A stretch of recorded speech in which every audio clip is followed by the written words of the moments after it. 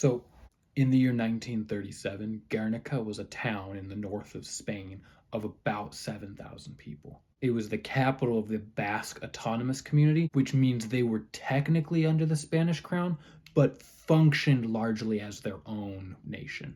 This is significant because in 1936, when the Spanish Civil War broke out, the Basques had the option to remain neutral, which they took.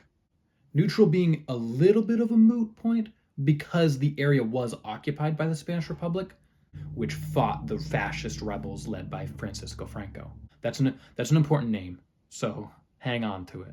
The town had a little bit of tactical significance, but not very much. There's a small weapons manufacturer there that provided weapons to the Republic, and the town could work as a lane of retreat for the Republic if they needed to retreat up into France. Leading up to the war, and even throughout the first year of it, Francisco Franco, the fascist leader of the rebels, made several appeals to the Basque people. But the Basques had remained stubborn in their neutrality. So Francisco Franco reached out to his ally Adolf Hitler in the East and asked for his help to destroy this community.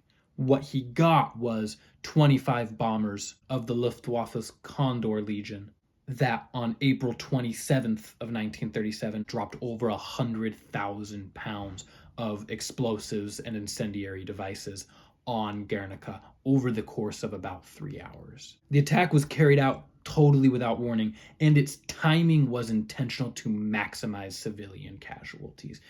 April 27th was a market day, which means people would have come in from the surrounding countryside, and its population would have went from 7,000 to about 12. When the skies finally cleared, when the attack was finally over, almost 1 in 3 occupants of Guernica had been killed.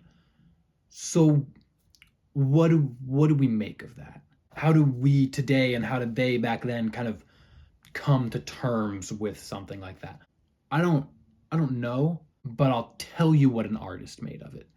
Pablo Picasso in 1937 was already arguably the most famous artist in the world. And in January of 1937, the Spanish Republic had come to him and asked him to make a mural to commemorate and raise awareness of the civil war going on in Spain at the time for the World's Fair later that year. Pablo Picasso had a policy against politics, but he did eventually take the commission. That was in January, and proceeded to pretty much stare into a blank canvas for 4 months until April 28th, when he read in the papers about the bombing of Guernica.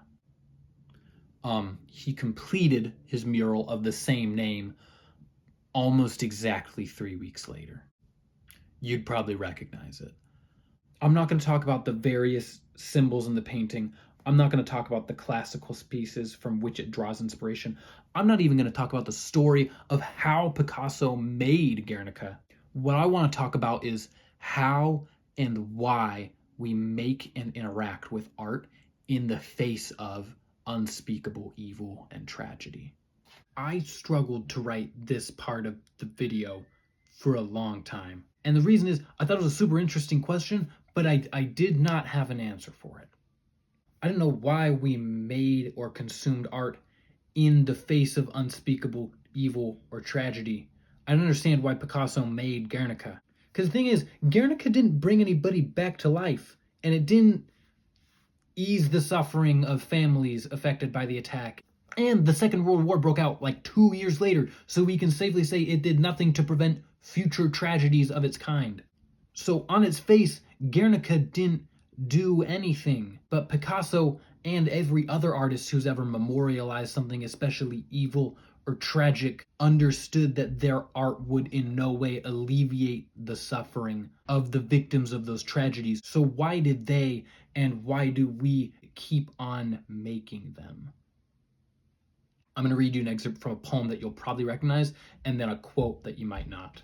Good men, the last wave by, crying how bright their frail deeds might have danced in a green bay. Rage, rage against the dying of the light. Curse, bless me now with your fierce tears, I pray. Do not go gentle into that good night. Rage, rage against the dying of the light. Dylan Thomas wrote that in 1947, which was 10 years after the attack on Guernica.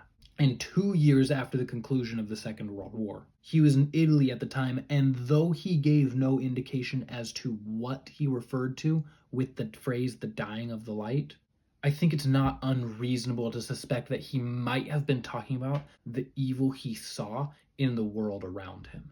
The visual the poem evokes is one of a person pushing off and clawing away from an oncoming darkness. I think what Dylan might have been trying to say with this is that there is virtue in struggling against the oncoming of unspeakable evil, even if we have no power to actually stop it. Even though we have no power to remove the evil from the world around us, we have a responsibility to reject it, to rage against the dying of the light. I think to rage against the dying of the light means to not complicitly go along with the horrific things that people in power ask us to accept as a normal part of modern life. Here's the next quote. You read something which you thought only happened to you, and you discovered that it happened 100 years ago to Dostoevsky. This is a great liberation for the suffering, struggling person who always thinks he is alone. This is why art is important. Art would not be important if life were not important, and life is important. James Baldwin said that.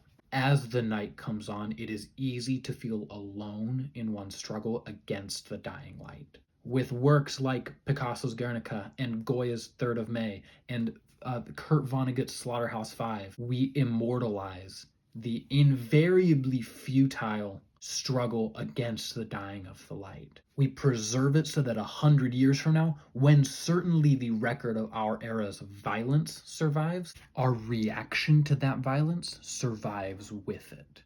So that 100 years from now, humans will know that they're not the first people to reject the evil they see around them. That they carry a mantle as old and as sacred as the human story from their generation to the next. Thanks for watching.